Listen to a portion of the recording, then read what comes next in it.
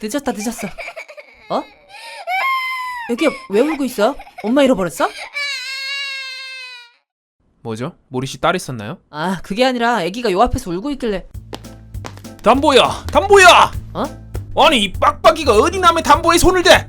아저씨는 누구세요? 담보 아빠다! 난 담보 삼촌이고. 아니 아빠 삼촌이란 사람들이 어떻게 딸이랑 조카를 담보라고 불러요? 담보가 왜? 다음에 보물이 된다 해서 담보인데. 아 그런 기쁜 뜻이 있었구나. 모리씨도 제 담보입니다. 아 뭐예요 부끄럽게. 뭔 소리죠? 돈을 못 갚아서 일단 모리씨를 담보로 맡겼습니다.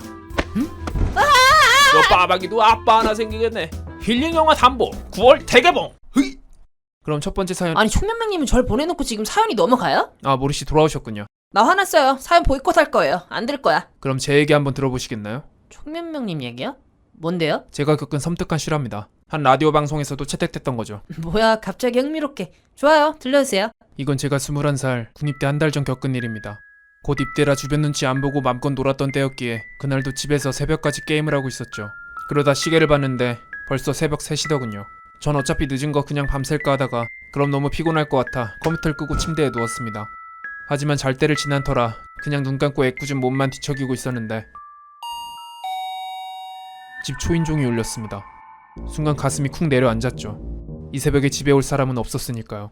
전 그 소리에 자리를 고쳐잡고 뭐지? 옆집 사람이 집을 착각했나? 아님 누가 잘못 찾아온 건가? 머릿속으로 여러 생각을 하고 있는데 다행히 밖이 잠잠하더군요. 그래서 갔나보다 하고 다시 눕는데 다시 초인종이 울렸습니다. 전 이 시간에 도대체 누군지 하고 현관 쪽으로 향했습니다.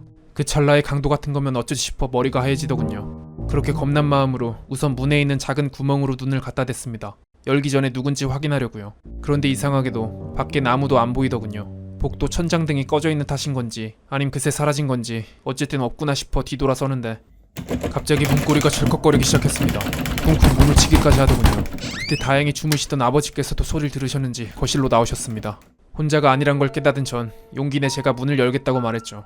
대신 곧장 열면 위험하니 문 위에 있는 기다란 걸쇠를 걸고 문을 열었는데 갑자기 그 사이로 칼이 그랬다면 정말 큰일 났겠죠. 아씨 뭐야 제대로 해주세요. 기다란 걸쇠를 걸고 문을 열었는데 웬 젊은 긴 머리 여자가 서 있었습니다. 어두컴컴한 탓에 얼굴은 잘 안 보였는데 털방울이 달린 빨간 후드를 입고 있었죠. 누구세요? 라고 물으니 여잔 무표정의 굉장히 어두운 톤의 목소리로 친오빠 찾으려고요. 전 잘못 들었나 싶어 되물으니 친오빠 찾으려고요. 당황한 전 무슨 이 시간에 남의 집에서 잘못 찾아오셨소이다 가시오 하고 문을 쾅 닫았죠. 그리고 문을 닫자마자 작은 구멍으로 다시 밖을 들여다봤는데 그 여자가 눈을 부릅뜬 채 문 쪽을 쳐다보고 있더군요. 그리곤 잠시 후 아무렇지 않게 계단 아래로 내려갔습니다. 과연 그때 그 여자는 진짜 오빠를 찾고 있었던 걸까요? 그렇다면 오빠를 찾는 사람이 왜 그렇게 침착한 모습이었는지 그리고 왜 새벽 3시라는 늦은 시간에 수색을 하고 다녔는지 아직까지 미스테리로 남아있습니다.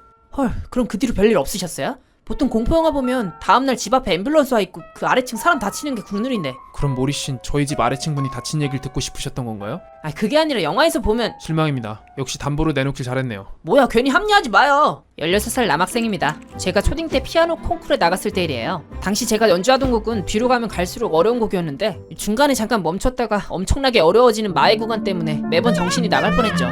그렇게 어영부영 찾아온 콩쿠르 당일 긴장하며 순서를 기다리는데 설상가상으로 앞 사람이 엄청 잘하는 형인 겁니다. 비교될까 괜히 더 전전긍긍하고 있는 순간 김음치!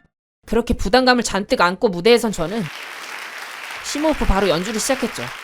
다행히 앞부분을 잘 해내고 중간에 멈추는 부분에 다다랐는데 순간 연주를 멈춘과 동시에 심장이 쿵쾅대며 급 긴장이 되더니 아무것도 기억이 안 나는 겁니다.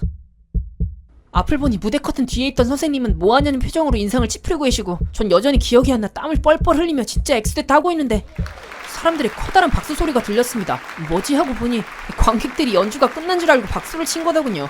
전 그 광경이 안 끝난 연주를 마저 하는 것도 이상해서 그냥 인사를 하고 나왔죠. 선생님은 무대를 내려온 제게 왜 끝까지 안 쳤냐며 화를 내셨고 전 이후 시상이 진행되는 내내 상심한 채 앉아있는데 김음치! 갑자기 시상식에서 제 이름이 불렸습니다. 알고 보니 30명이 넘는 대회에서 제가 3등을 한 거예요. 너무 멋있는 판타스틱한 연주였습니다. 어이없고 황당했던 경험이다 보니 지금도 집에 있는 트로피를 볼 때마다 웃겨서 웃다가 음치야 정신 차려 음치야! 아 깜짝아 또 낚였네. 그럼 오늘은 여기까지입니다.